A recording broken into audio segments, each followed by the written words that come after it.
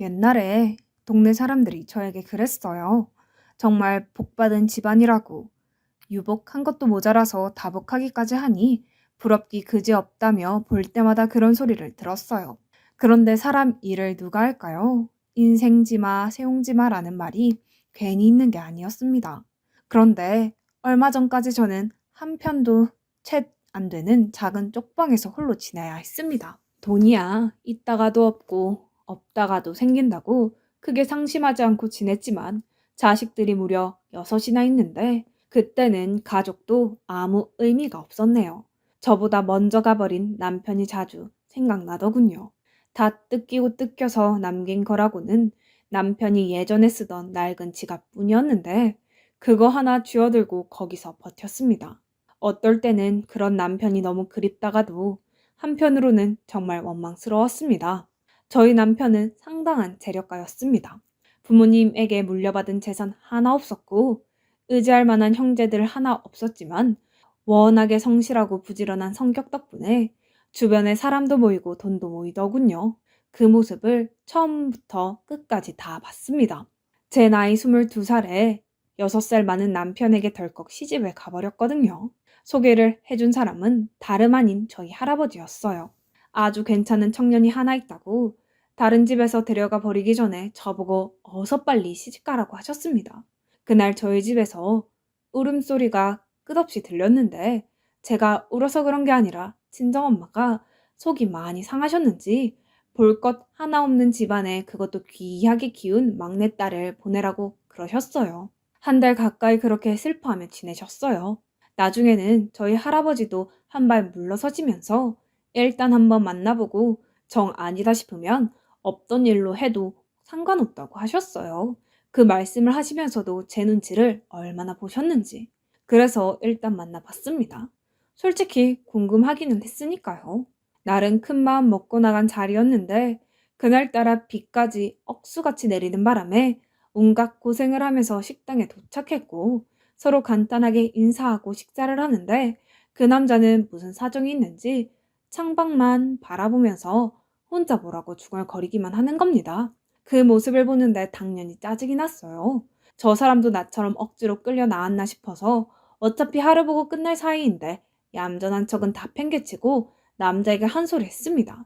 사람을 앞에 앉혀놓고 밖에만 쳐다보냐고. 그렇게 불편하면 당장 일어나라고 했더니 그 남자는 화들짝 놀라며 죄송하다면서 일하는 곳에 문제가 생길 것 같아서 걱정이 되는 마음에 그런 거라고 하더군요. 그래서 무슨 문제가 있기 때문에 그러냐고 어디 한번 드러나 보자고 하자. 저보고 계속 아니라고 괜찮은 것 같다고 하면서 그때부터 저와 이런저런 얘기도 나눴고 치밀하며 음악 이야기도 했고요. 저도 어떤 사정인지 자세히 묻기도 귀찮아서 그냥저냥 맞장구만 쳐주고 말았어요. 그렇게 인사를 하고 식당에서 나왔는데 그 남자는 저보고 잘 들어가시라고 하더니 우산도 들고 있으면서 그 빗속을 미친 듯이 달려가는 겁니다. 그러니 저도 더 궁금해졌어요. 진짜 일하는 곳에 문제가 생긴 건가 싶어서 저도 그 남자 뒤를 따라가 봤어요. 그때 따라가지 않았다면 인연은 끝났을 텐데. 그 남자가 도착한 곳은 어떤 공사장이었고 3층 정도 되어 보이는 건물이었는데 아무도 없는 공사장에서 그 남자 홀로 비를 쫄딱 맞아가며 일을 하고 있는 겁니다. 커다란 비닐을 끌고 올라가서 덮고 있었어요. 공사에 대해 모르는 사람이 봐도 무척이나 꼼꼼히 하는 것 같아 보였습니다. 언제까지 저렇게 하나 싶어서 지켜봤는데 저녁이 다 되어서야 내려오더군요.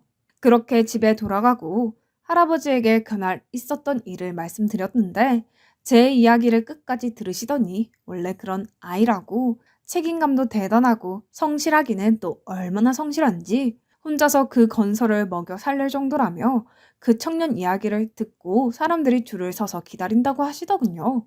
그 뒤로 몇 번을 더 만나고 그때마다 순박하고 성실한 모습이 마음에 들기도 했고요. 옆에서 할아버지의 영향도 없지는 않았습니다.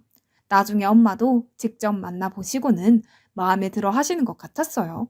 그렇게 제 나이 22살에 시집을 갔습니다. 저희 남편은 건물을 짓는 것도 잘했지만 그것보다 건물을 보는 눈이 참 남달랐습니다. 건물을 지어주면서 여기에 무엇을 차려라, 어떤 것을 하면 괜찮을 거라는 말을 했었는데 그걸 귀담아 들은 사람들은 다 성공했으니까요. 그러니 남편을 찾는 손님은 점점 늘어났어요. 셋째가 태어나고 나서부터 저희 남편은 하던 사무실을 정리하고 부동산 투자 쪽으로 방향을 바꾸는 듯 했어요. 그때부터 지금까지 상가와 건물을 사고 팔면서 그렇게 돈을 벌었습니다. 큰 액수였어요. 부족함 없이 지냈던 것 같네요. 거기에다가 자식들은 어찌나 챙기는지. 자기가 없이 커와서 그게 너무 싫었다며 결혼 초반부터 많이 낳고 싶다고 하길래 저도 3명 정도는 생각하고 있었어요. 그런데 어쩌다 보니 넷이 되고 다섯이 되고 여섯째부터는 그냥 무덤덤하더군요. 그래서 저희 첫째와 막내랑은 14살 차이가 납니다. 제가 아들이 넷, 딸이 둘인데요. 첫째부터 셋째까지는 아들이고 넷째와 다섯째가 딸, 막내가 아들입니다. 하루하루가 저에게는 전쟁터 같았는데 남편은 매일 잔칫날 같다고 좋아하더군요. 막내가 태어났을 때는 우리 집 형편이 제일 좋았을 때라서 정말 아낌없이 해줬습니다. 원래 부모라는 게 자기가 처한 상황에서 최선을 다해주기 마련이잖아요. 그러니 막내 쪽으로 가면 갈수록 첫째, 둘째보다는 더 많이 해줄 수 있었습니다. 게다가 저희 막내가 머리가 비상해서 어릴 때부터 학교 선생님에게 수재라는 말도 듣고 실제로 수학대회에서 상도 받아오고 그러니 집안에 관심이 쏠리기도 했습니다. 검사를 시켜야 한다, 의사를 시켜야 한다, 주변에서도 저마다 한마디씩 했으니까요. 그때부터일 거예요. 저희 자식들끼리 조금씩 싸움이 나기 시작하더군요. 누가 더 잘한다, 누가 못한다 이러면서 형제끼리 서로 돕지는 못할 망정 더 서로 경쟁하느라 늘 시끄러웠습니다. 중간에서 제가 막아보려고도 해봤지만 이미 머리가 큰 자식들은 듣지 않았고 나중에 결혼하고 나서는 그게 더 심해졌을 때 우리들에게 하소연하는 소리에 귀가 멍멍해질 정도였습니다. 무슨 하소연을 저에게 했을까요? 자기를 도와달라는 이야기뿐이었습니다. 첫째가 옷가게 사업으로 잘 되면 둘째도 옷가게를 하겠다고 나서고 그러면 가만히 있던 셋째까지 달라붙고 며느리들은 저희에게 닥달하고 아들들은 자기 아버지를 찾아가서 돈 한 푼이라도 더 받겠다고 저러고 위에서 저러는데 아래 동생들이 어떻겠나요? 딸들도 마찬가지고 사이들도 그렇고 건물이 몇 채가 있든 통장에 잔고가 얼마쯤 모으는 데는 한 세월이 걸려도 녹아 없어지는 건 한순간이더군요.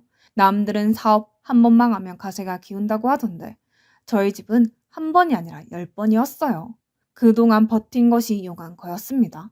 가지 많은 나무에 바람 잘 날 없다고 하더니 이제 와서 책임을 지라고 할 수도 없고 그렇다고 바람이 그칠 일도 없으니 결국 저희 두 부부가 결단을 내리는 것 같았어요.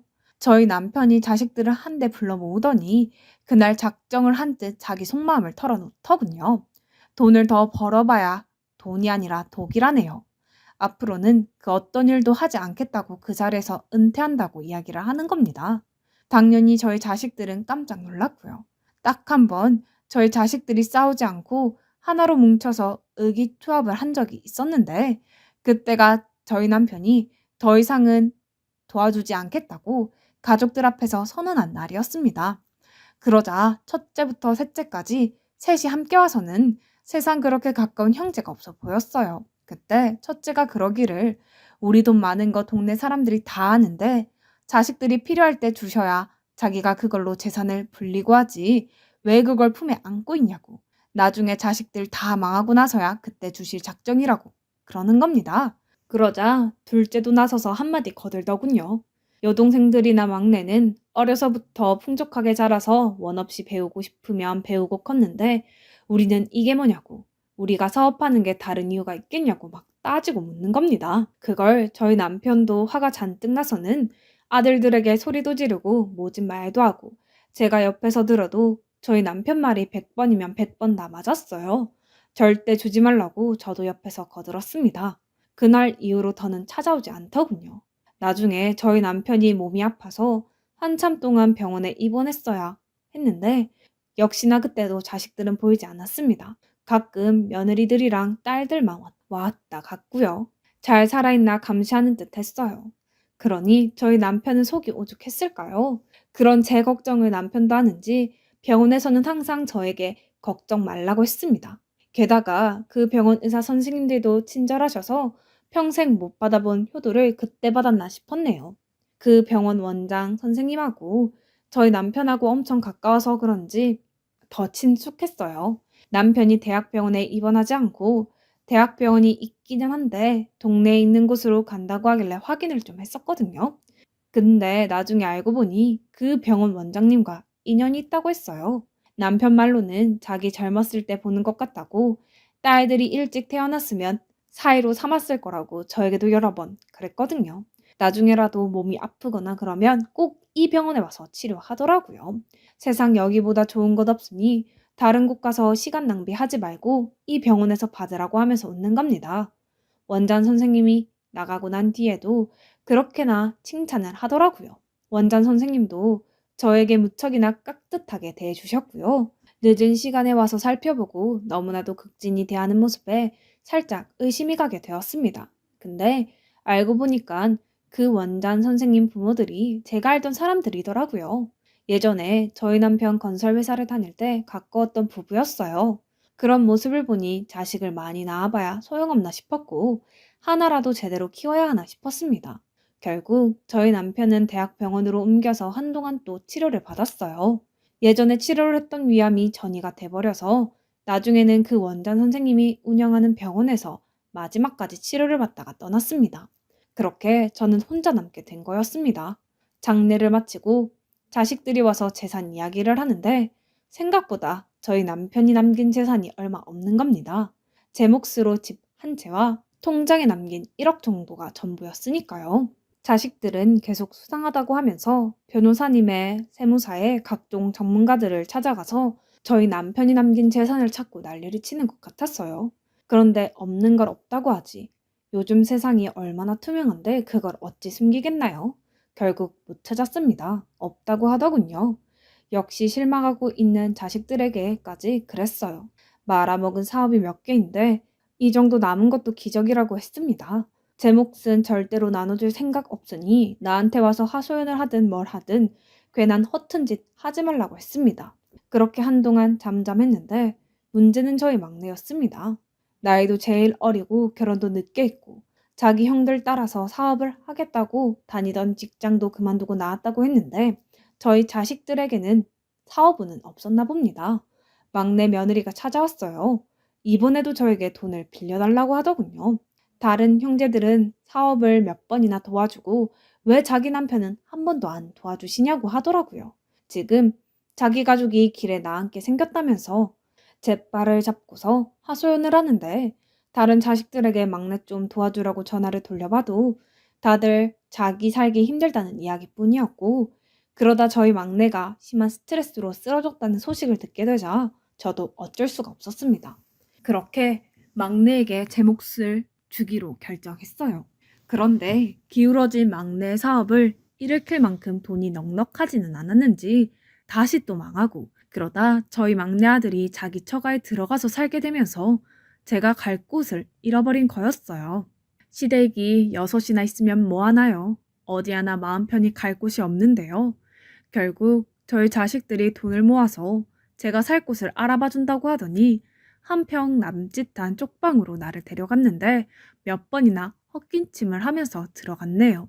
저보고 그러더라고요. 잠시만 계시라고 집을 알아보는 중이라고 하면서 길어야 한 달이라고 참으시라고 하는데 대답조차 하기 싫더군요. 그때부터 그냥 모든 걸 다 내려놓고 입맛도 없고 나가기도 그렇고 그냥 쪽방에 누워만 있었습니다. 그러다 잠이 들었고 옛날 고향이 생각나고 잘못된 남편이 보이는 꿈을 꾸는 게 더 행복했으니까요.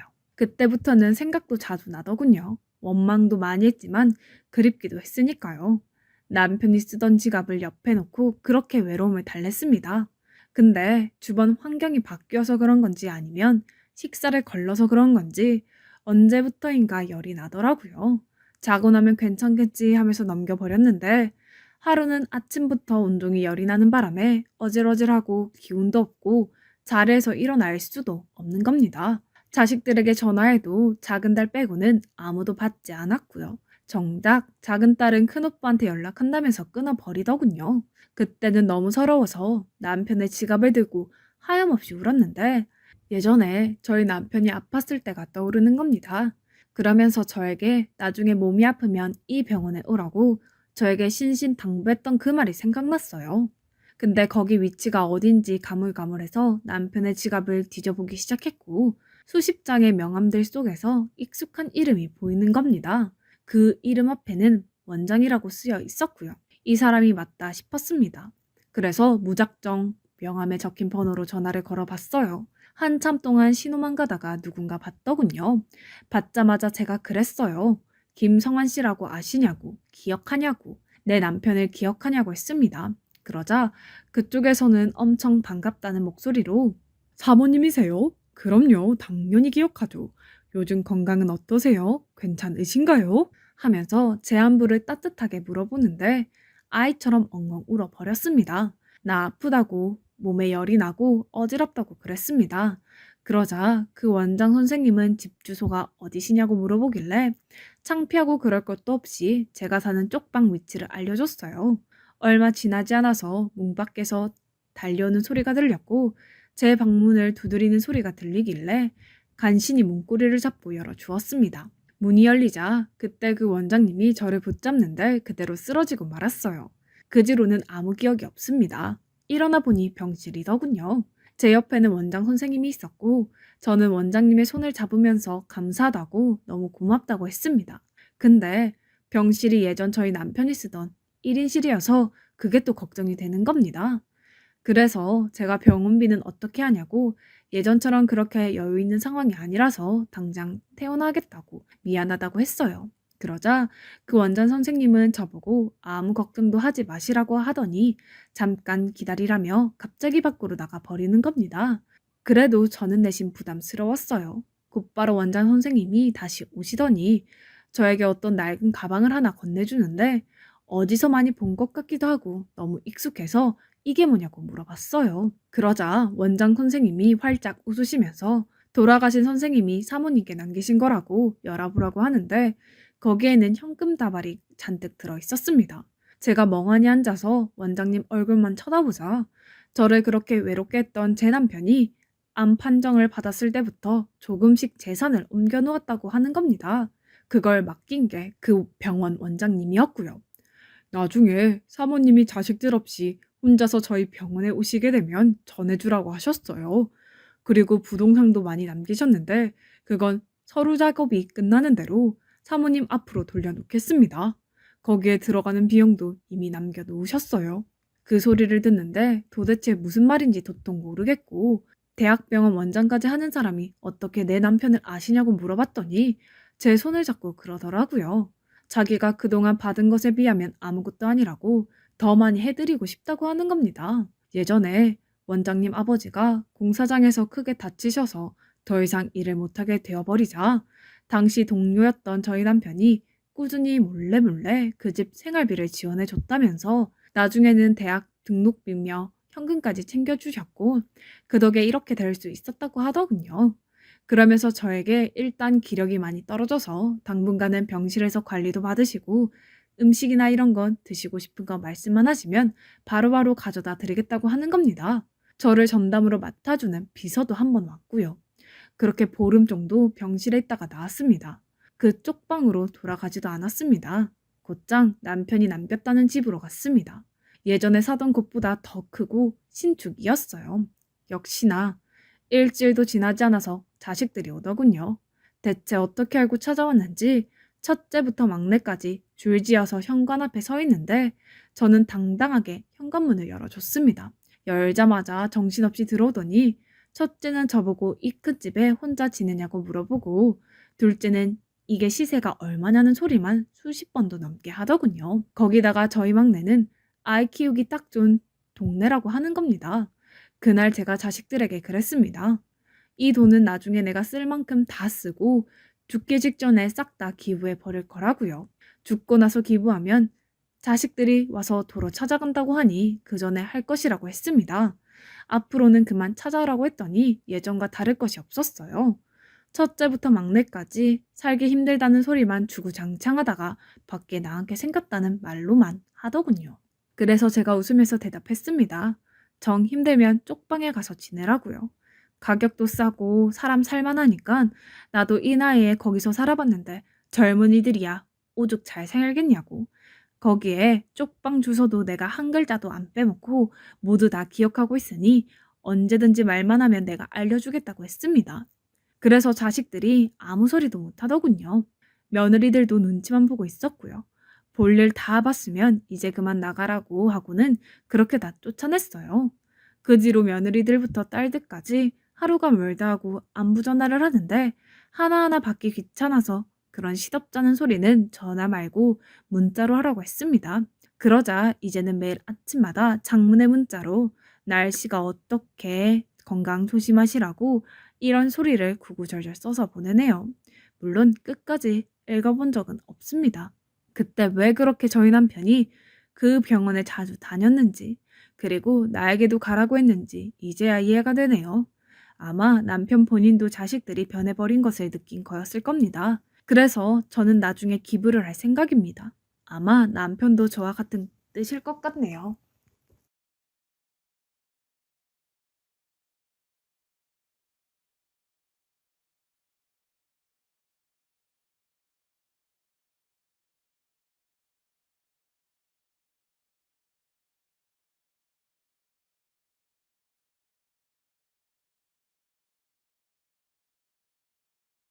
안녕하세요. 세상에 살다 보면 기고만장하고 근거 없는 자신감이 하늘을 찌르는 사람들이 있잖아요.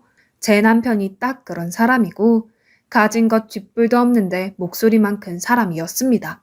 그런 사람이 조금 무서워서 입 꾹 다물고 아무것도 못하고 못 말하고 있다가 얼마 전에 용기를 내서 그를 참교육하고 정말 속 시원하게 복수를 한 일이 있어서 이렇게 글을 쓰게 되었습니다. 저는 홀어머니 밑에서 자랐어요. 엄마가 제가 기억 안 나는 아주 어린 시절 아빠와 이혼을 하시고 외할머니 댁에 들어가서 저를 혼자 키웠다고 하셨어요. 저는 비록 홀어머니 밑에서 자랐지만 정말 하루하루 살아가는데 너무나 큰 행복을 느꼈고 엄마의 아낌없는 사랑에 항상 감사하게 생각했습니다. 그래서 아빠의 부재는 저에게 큰 문제가 아니었어요. 시골에서 쭉 살다가 워낙에 동네가 멀어서 고등학교를 다른 지역으로 가게 되었고 제가 그곳에서 자취를 하게 됐어요. 어찌 보면 10대 때부터 자취를 시작한 거고 심적으로 힘든 순간들은 많았지만 그래도 이것 또한 어른으로 되어가는 과정 중에 하나라는 걸 깨닫고 성인이 되어 학교를 서울로 가게 되면서부터 저는 조금씩 마음이 싱숭생숭 흔들리기 시작했습니다.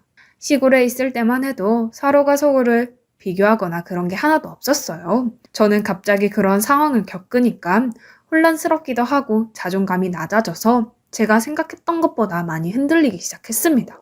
서울에 가니까 다들 집이 있고 저만 자취를 하고 또 들어가는 돈은 엄청 많은데 자기네들은 아무렇지 않게 택시 타고 해외여행 가는 모습이 저에게는 꽤나 큰 괴리감으로 느껴지더라고요. 왜 나만 이렇게 살까 하면서요. 하지만 서울에서 아무것도 이루지 않고 고향으로 내려가기에는 제 자존심이 허락하지 않았습니다. 엄마도 할머니도 우리 손녀딸 혼자 서울로 올라가서 당차게 아주 잘 산다고 하면서 칭찬해줬거든요.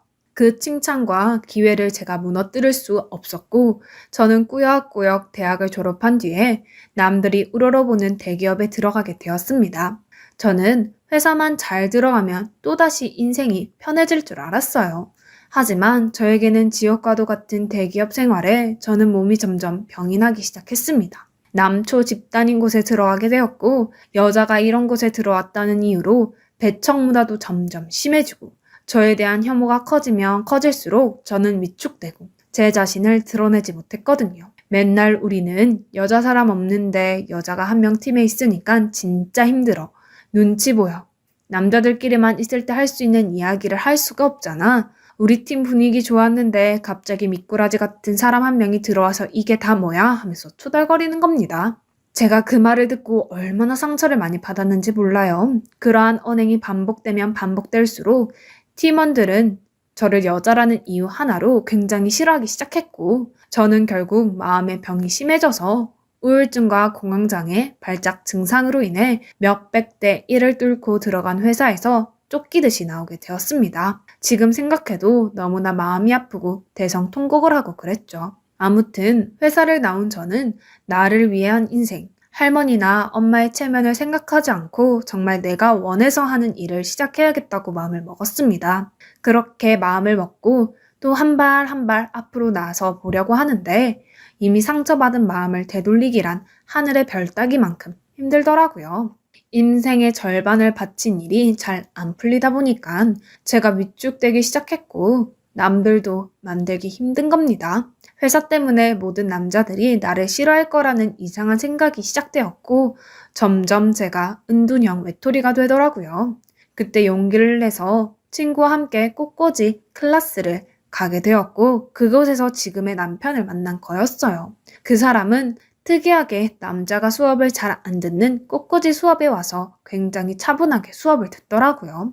그 모습이 신기하고 또 특이하게 보여서 호기심을 자아냈습니다. 그렇게 같은 짝꿍이 되어서 수업을 들으면서 오묘한 감정들이 생겨나기 시작했고 이야기를 주고받다가 술을 마실 기회가 왔고 그때 마음 깊은 곳에 있는 자신의 이야기를 제가 꺼내면서 저희 둘의 사이는 급속도로 가까워졌습니다. 뭐라고 말할까요? 정말로 신기한 나날들이 연속이 되었습니다.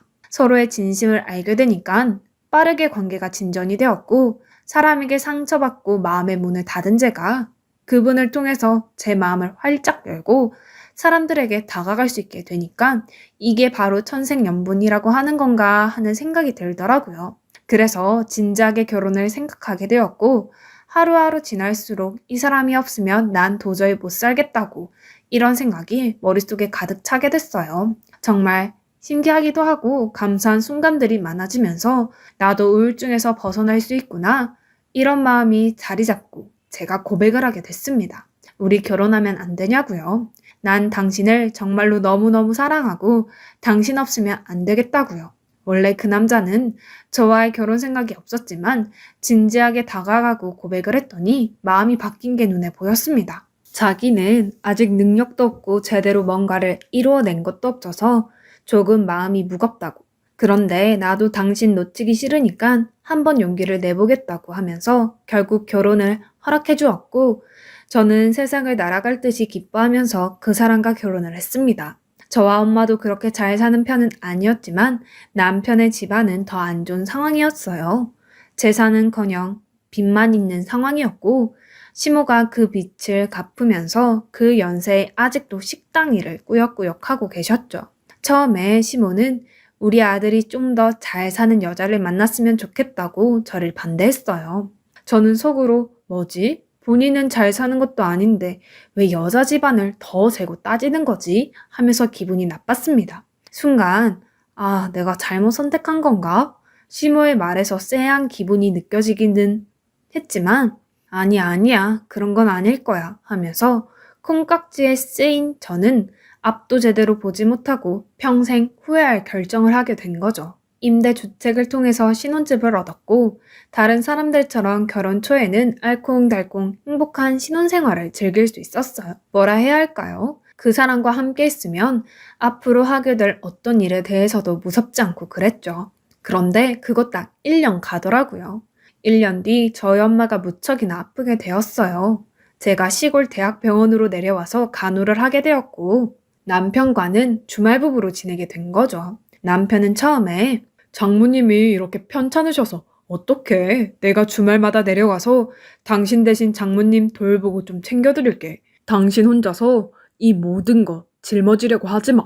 내가 너무 슬프잖아. 라고 하며 저를 챙겨주려고 하더라고요. 그 말 자체가 저에겐 너무나 고맙게 다가왔죠. 정말 우리 엄마를 자기 엄마처럼 아껴주고 대해주는 사람이구나. 그래서 사람들이 결혼을 하라고 하는 거구나 싶었습니다.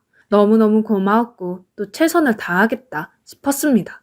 그런데 한 달, 2달 지나자 서울에서 강원도까지 오는 게 자기도 지친 건지 점점 발걸음을 멀리하게 되었고 그렇게 저와 남편은 드문드문 보는 결혼 생활을 이어갔습니다. 그래도 저는 제가 평일에 집을 비우는 게 남편한테 미안해서 최선을 다해서 남편에게 잘하려고 했어요. 정말로요. 주말에 잠깐 서울에 갈 때 반찬 다 해놓고 일주일 동안 입을 옷 세팅하고 그러는 과정이 저에게는 재밌고 또 감사하게 느껴지더라고요.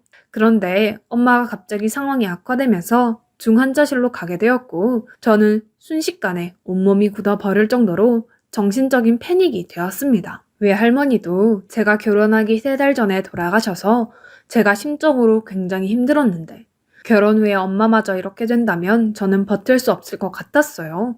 정말 저는 원래 힘든 사람이었는데 그래도 남편의 존재와 엄마 때문에 버티는 것이었는데 그 두 기둥 중 하나가 무너진다면 나는 앞으로 어떻게 살아야 하는가에 대한 생각이 끊임없이 들었습니다. 하루가 멀다 하고 눈에서 눈물이 안 나는 날이 없었고 마음속으로 제발 엄마가 기적을 일으켜서 살아나게 해주세요 하고 빌었던 것 같아요. 하지만 그런 기적은 현실에 없더라고요. 결국 엄마는 돌아가시게 되었고 저는 세상에 혼자 남아 쓸쓸한 고아가 되어버린 겁니다. 심정은 정말로 그랬어요. 내가 든든하게 의지한 고향이 없어진 기분. 갑자기 하루아침에 그 고향이 불에 타버린 느낌. 내가 갈 곳은 그 어디에도 없는 느낌이 저에게 황망하고 또 너무나 절망적인 느낌을 줬고 한순간에 또 우울증에 빠지게 된 겁니다. 세상에 이럴 수가 없었어요. 매일 눈물을 먹으면서 하루를 살았고 그러다 보니까 사라지긴 하지만 살고 싶진 않더라고요. 남편이 당신 괜찮냐고 하면서 제 곁에 있어 주었지만 저는 그럴수록 남편에 대한 집착이 심해졌습니다. 이 남자가 없으면 나는 앞으로 뭘 하면서 살아가야 하나, 어떻게 역경을 헤쳐나가야 하는 건가 하면서요. 그러다 보니까 자존감도 떨어지고 집착도 심해지고 불안해지고 삶이 엉망진창이었죠. 제가 원하는 삶이 결코 아니었습니다. 그러다가 시골집이 저에게 명의가 넘어오게 됐어요. 유산을 받은 거였죠. 제가 뭔가 마음이 아파서 그 집을 정리하지 못하고 있자 남편이 당신 시골 그런 초가집은 주기적으로 가서 봐줘야 돼. 이번에 내가 내려가서 장모님 물건들 싹 정리하고 혹시나 나중에 세입자가 들어온다고 하면 바로 집 내어줄 수 있게 정리할게. 키 좀 줘봐 라고 하더군요. 저는 알겠다고 하면서 키를 줬습니다. 엄마의 집은 시골에 있는 아주 낡고 허름한 초가집 같은 곳이었고 시골에 누가 들어와서 사는 일도 거의 없었기 때문에 집이 팔리거나 누군가 올 일이 없었습니다. 그래서 일단 관리라도 집주인은 제가 해야 하는데 제가 그걸 못하니까 남편이 해준 것이었죠. 고마웠죠.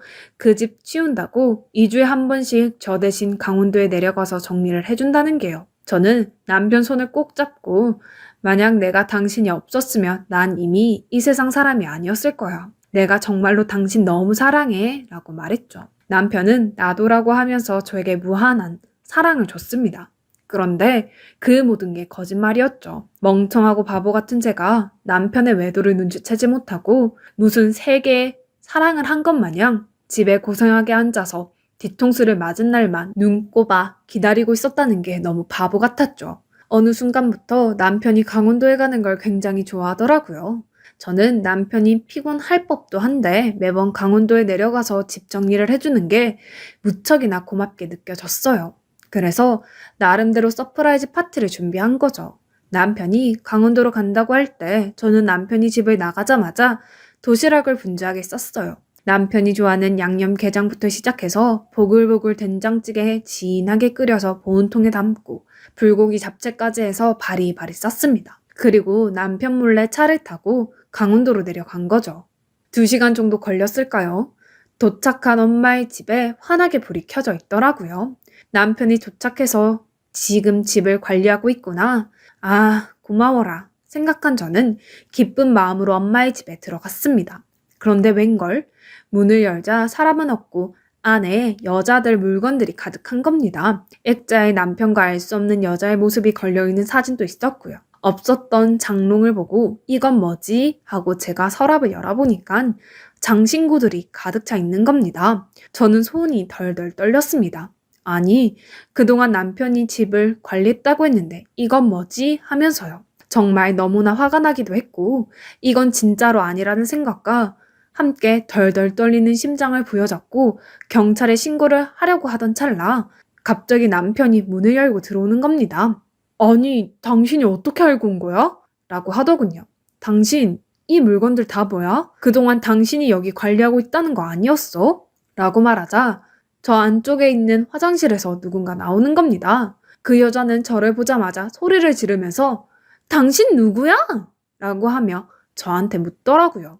당신이야말로 누군데 내 집에서 이러고 있어? 라고 물어봤고 그 여자는 남편과 저를 번갈아 바라보더니 그제서야 상황을 파악한 듯 당신 남편이 나보고 여기 살라고 했다고 자기 집이니까 편하게 있으라고 했는데 뭐가 문제냐고 하면서 뻔뻔스럽게 나오더라고요. 뒤통수가 짜릿했습니다. 남편은 모든 것을 포기한 듯이 저에게 자기의 바람 사실에 대해서 털어놓더라고요. 제가 엄마 간병을 할 때부터 이 여자와 만남을 가졌고 당신한테 숨기려고 했는데 아무래도 내 진짜 사랑은 이 여자인 것 같다고. 여자가 너무나 가난해서 집도 없고 그래서 이곳에 잠시 머물라고 한 것뿐이라고 하면서 저에게 결별 선언을 하더라고요. 이게 말이 되나요? 뭐 이런 사람이 다 있나 싶을 정도로 말도 안 되는 거였어요. 저는 너무나 화가 나서 나 당신이랑 이혼 못한다고 어떻게 사람을 이런 식으로 뒤통수 치냐고 따지면서 화를 냈습니다. 그러자 남편이 돌변해서 왜 내가 당신이랑 살아야 하냐고,